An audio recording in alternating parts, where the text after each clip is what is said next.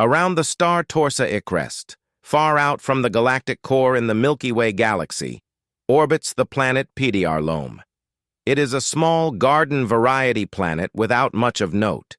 Its climate is mild and hospitable, and its environment is friendly towards life.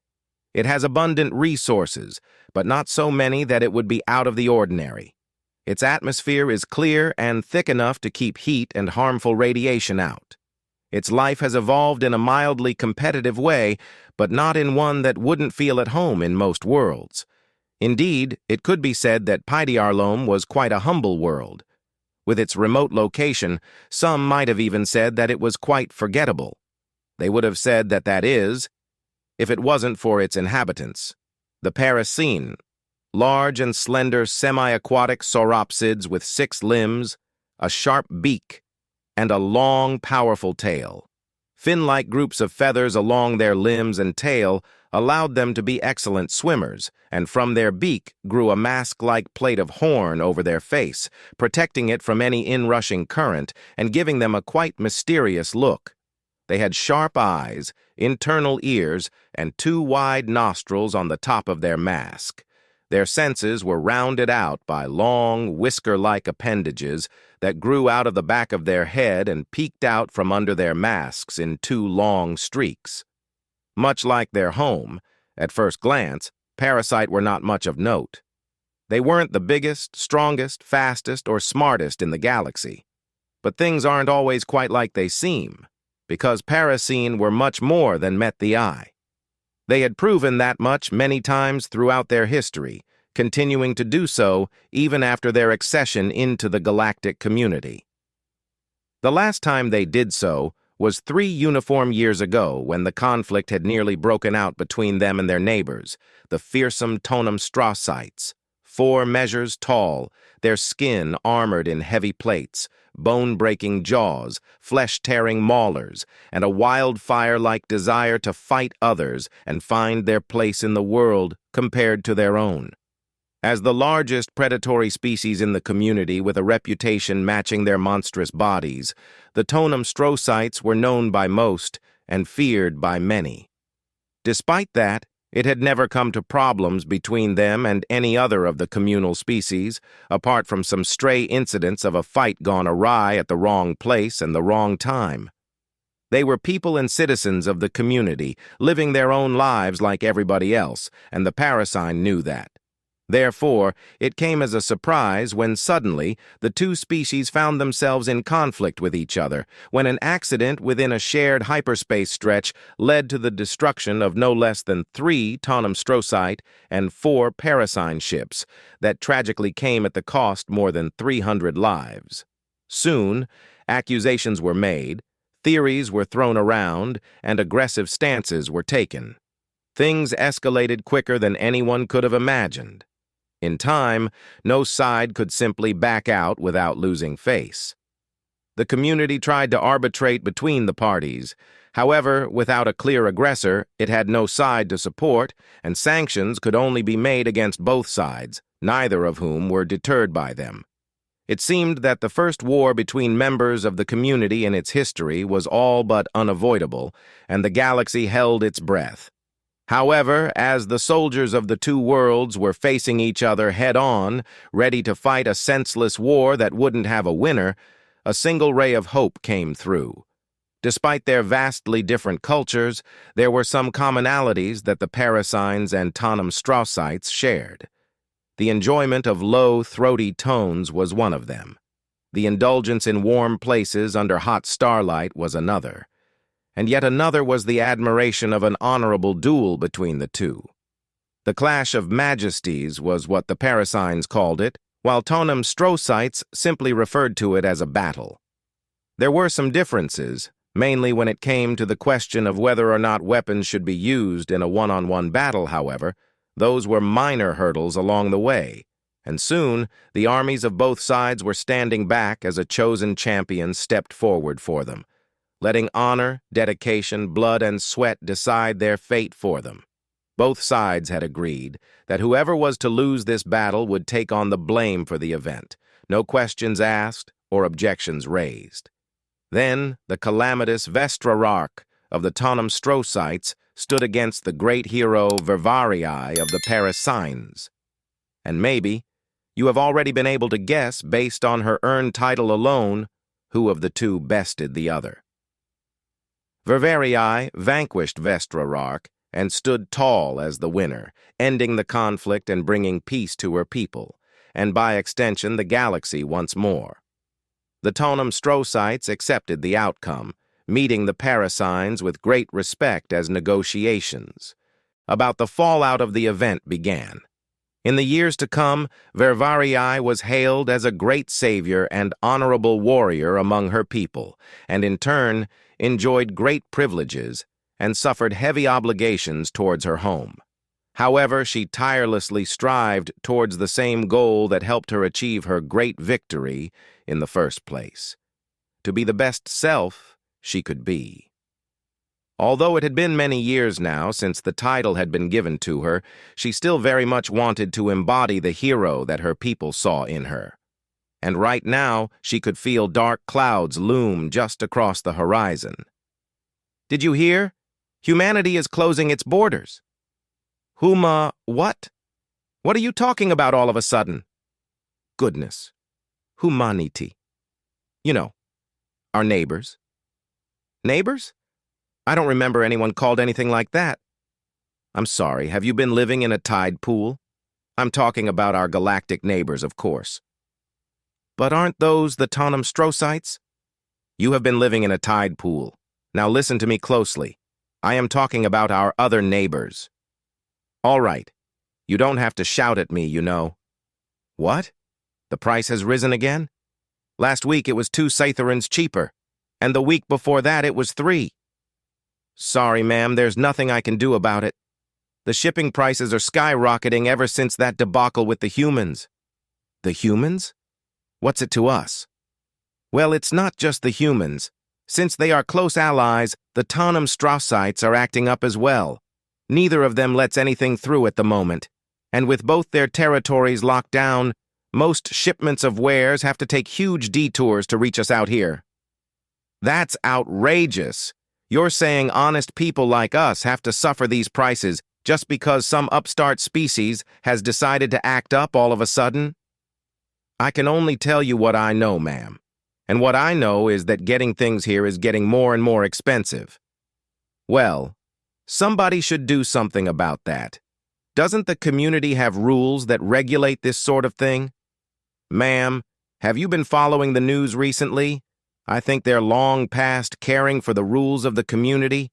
That's why they closed their borders in the first place. Well, I'll tell you one thing. If prices keep rising like this, it won't be long until someone has had enough of them and doesn't care what the community has to say anymore either. Ships are gathering at the 210-degree border. Whoa, where is this coming from? Sorry, I just couldn't keep quiet about it any longer. Ships gathering?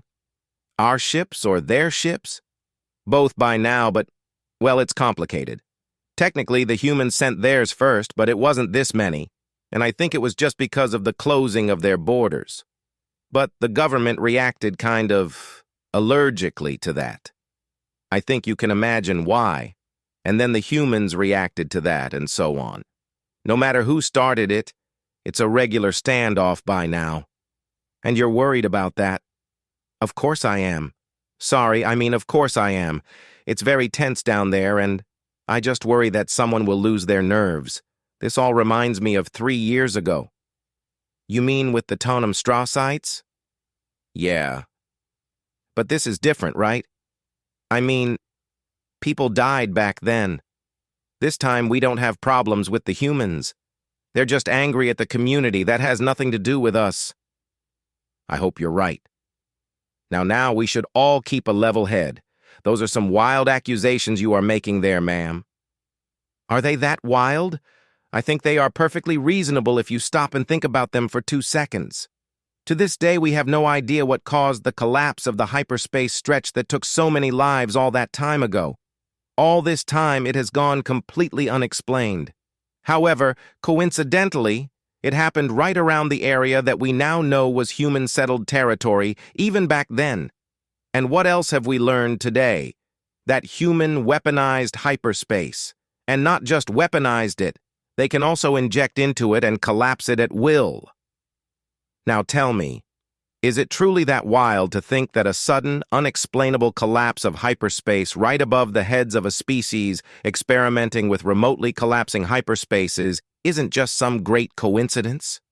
You mean to tell me that you'd rather believe that the hyperspace just decided to collapse on its own, instead of putting two and two together and realizing that it must have been the humans testing their technology on our innocent people back then? Back then, humanity was still completely isolated. They had no idea other species existed with them in the galaxy. If they had noticed a hyperspace stretch that wasn't of their own making, why would they even think to attack it instead of investigating? What a question! You can see it yourself right now. Tell me, why has it taken them almost 3 years until one of them decided to entirely join the community? Why do we see and hear so little of them, despite there being so many? And why have they closed their borders now, cutting us off from accessing large parts of the galaxy without it taking considerable effort? The answer is simple, isn't it? That's simply how they are. They view anything outside their comfort zone as threatening, and they shoot first and ask questions later. Now, I think it is all a little bit more complicated than that. You do realize those are primates you are talking about, right? Yes, of course, but I mean, primates or not, they are Deathworlders, aren't they? Just look at what happened on Osan Jar. Aren't you making it a little easy on yourself there? Oh, I think it is quite easy. The humans have thrown us into chaos once, and it almost led to a senseless conflict with the Tonum Straussites, while the true culprits were hiding in the shadows. And now they're trying to do it again. And worst of it all, I bet you the Tonum Straussites knew about it all along. They are so close with the humans that there is no way those primates would have kept such a secret from them. They knew, and they are still siding with the humans, even though they've lost people in that tragedy themselves. All right, that's, Hey, can we cut to commercials quick?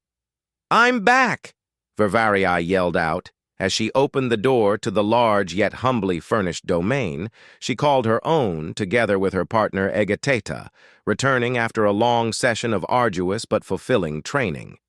She could hear something shifting and the soft splashing of water in the room over, but no answer. Slowly, with her muscles still tired, she walked deeper into the house and finally poked her head around the corner and into the room she could hear the noises from. There was Egateta, wet all over, and just in the process of climbing out of the large basin that was installed in their living room, water rolling off of his colorful feathers in thick pearls. He had decided to take a soak while she had been out. Maybe he hadn't heard her in the water. The jade-green eyes behind his stark red mask fell onto her, and she could see the whiskers behind his back vibrate in excitement. However, while the look in his eyes was as full of love as ever, there was worry in it. Something was troubling him. Still, Vervarii greeted him loud and happily, glad to see him after a day like this had been. What? Do I not even get a greeting anymore? She asked teasingly and took a few steps towards her spouse, shaking her body to rustle her feathers provocatively. Despite her joking, the shock on Egateta's face was visible immediately, and his speed more than doubled as he quickly hurried towards her. Of course not, my love, he nearly burst out as he almost flew through the room, leaving a trail of water behind as it was still gliding off of him. Welcome home, dear. With that, he had finally reached her, and he immediately closed his arms around her waist and wound his body around hers. Slightly surprised, but not at all troubled by the sudden gesture of affection, Vervarii let her hands sink and started rubbing through the long row of stiff feathers on her partner's back lovingly. Her dull gray feathers were in stark contrast to the striking black, red, and orange ones that decorated his much smaller body. When they stood like this, it was very obvious just how much taller she was than him, nearly 1.5 times his size, and that wasn't even mentioning weight. He felt so delicate in her arms, and even as he was stroking through her plumage, she could still feel him tremble. Something was troubling him. And although she enjoyed the sudden intimacy, she could not stand to see him like this and leave it unresolved. Gently, she lowered her head and used the tip of her hooked beak to gently scratch over the back of his head to calm him. It worked almost immediately, and she could feel him relax in her arms. Whatever it was that brought such turmoil to him, it would all be fine. She was sure of it. And she transferred that confidence onto him, slowly. After what must have been more than a minute, his trembling had completely stopped, and the long embrace came to an end. Egeteta peeled off of her, and with a few quick steps, he got back to a reasonable distance so the two of them could talk. "What's troubling you, my love?" Vervarai asked, getting right to the point without any more dawdling. Whatever was worrying her spouse, she wanted it resolved, preferably yesterday. Her partner's front legs stepped on the spot for a few moments, and he averted his gaze, clearly pondering what or maybe how much he should answer. "The Chancellor has called for you," he finally replied, still not looking up at her. "She said that she needed to talk, and she sounded scared." Vervarii perked her head in surprise. Scared? Chancellor Zerlanikin? That woman was a tank on legs, with a temperament to match. She dealt with Zodiatos, Tonamstrosites, and Deathworlders regularly without batting an eye. What could have scared her? "It didn't sound like a courtesy call," Egeteta added meekly. That indeed didn't sound good. However, at a moment like this, Vervarii didn't want her partner to see her pondering. Confidently, she stood up straight and announced, "I'm sure it's nothing. That woman always has something on her mind. I'll go talk to her. And I'll also tell her not to scare you like this next time something is up. Even the Chancellor should be a bit more considerate about how she's coming across when talking to other people." Courteous as ever, Egeteta tried his best to look like her talk had done anything to encourage him, although his acting abilities were admittedly quite lacking. He couldn't hide the worry in his eyes or the meekness in his movement. "Be safe, he started, however. He stopped in the middle of his sentence and decidedly shook his head. "Never mind. Just be safe, dear." "I will," Vervarii assured him, and leaned her head far down, allowing her man to press his mask against hers. Pulling back from her partner, she nodded her head one more time before turning on the spot. Despite her muscles still hurting from her workout, Zerlanikin was a woman you did not want to keep waiting when she called for you. Still, Vervarii was not looking forward to leaving again so soon. Just a short time later, she already entered the marble-gilded halls of the Hophisatal, the former majesty palace of a powerful king, now repurposed as the workplace of the new chancellor and parliament ruling the now united planet. The proximity of her home to the seat of government was no coincidence. She had been given her current residence by the government shortly after her victory over Vestrarark. The keys had been handed to her by the chancellor herself. Of course, at the time, it had been a different chancellor from the one that was calling her in today. However, her ties to the government and its head had never been severed, even as the leadership had changed. The receptionist already knew and expected her, despite her not having announced her arrival. She was advised to immediately take one of the large elevators right up to the chancellor's office at the very tip of the pyramid-shaped building. As she walked there, the claws of her front feet loudly clacked on the glass floor, and some of the fish that had been released into the basin underneath it caught her eye. For a second, she even let the tip of her tail dangle over the walkway's edge, dipping it into the water underneath, and the urge to take a quick, refreshing dip herself rose within her if only to calm her nerves a bit in the cool water. However, she did not have time for that. Instead, she determinedly made her way to the elevators with their large, mirroring doors, her reflection looking back at her with a serious expression as she waited for them to open. Looking at herself like this, she had to admit, that while she may not have been the young, zealous warrior that she once was anymore, she was still in good shape. She even caught herself nodding approvingly at her reflection, while giving herself a once-over, although the picture was slightly sullied by the bald patch of scarred skin on her right shoulder. During their fight, Vestrarark had managed to land a vicious bite against her right there, and ever since then, no feathers had regrown. Back then, Vestrarark had hesitated, and it had cost him his life. She was lucky that she had not made the same mistake. That day, Vervarii had learned to never hesitate. Her brief vanity session was quickly interrupted as the doors swung wide open and, to her surprise, revealed the figure of Chancellor Zerlaniken, who had apparently not had the patience to wait upstairs for her arrival and had instead decided to come get her herself. Zerlaniken was even older than her, with a slowly whitening plumage and a robust, bulky body that had started to become the slightest bit rotund ever since she had started in her new office job. But Vervarii was not deceived. The old lady had the strength of 2 women twice her size and would give even her some serious trouble in a fight. It was a good thing she had never gotten on the Chancellor's bad side. "Current lift you, Chancellor," Vervarii greeted the older woman in a rather antiquated way and bowed her upper body by bringing one of her front feet widely forward. Nobody talked like that anymore ever since their planet had joined the galactic community, however. It was still expected of you whenever you interacted on a very official basis. "And land hold you, O great hero," the Chancellor replied, taking a shorter bow herself, only using her upper body and not involving her legs.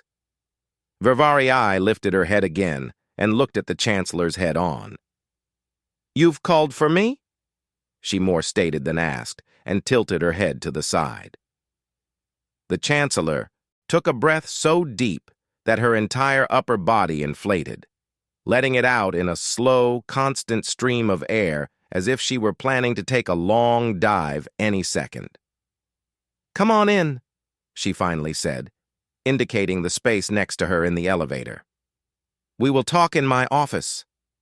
Vervarii moved her lower jaw from left to right, causing a loud clicking sound as the lower part of her beak hit against the hollower upper part. She didn't like the demeanor of the Chancellor. It reminded her of the demeanor authorities had back in the day, shortly after the hyperspace stretch had suddenly collapsed. Still, she didn't argue and quickly moved herself into the elevator, the doors closing behind her almost immediately.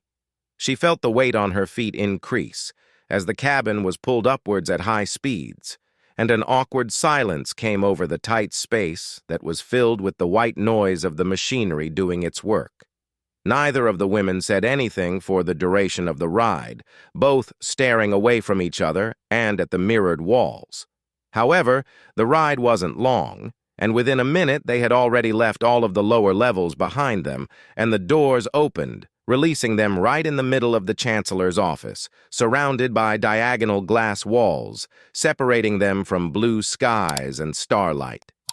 The floor was covered in a soft, foamy material that cushioned their claws as they walked without getting caught in it. It also made for a reasonably comfortable underground, should any meeting or work in this room take too long for someone, and they would have to lie down for a bit. In a well-practiced bit of movement that seemed to be based entirely on muscle memory, the Chancellor immediately started to move out of the cabin and straight towards a large, low desk off to one side of the room, right below one of the sloped window panes making up its walls. She took her position behind the desk while Vervarii slowly followed her, looking around the room for a moment as she crossed it. Not much had changed since the last time she had been here.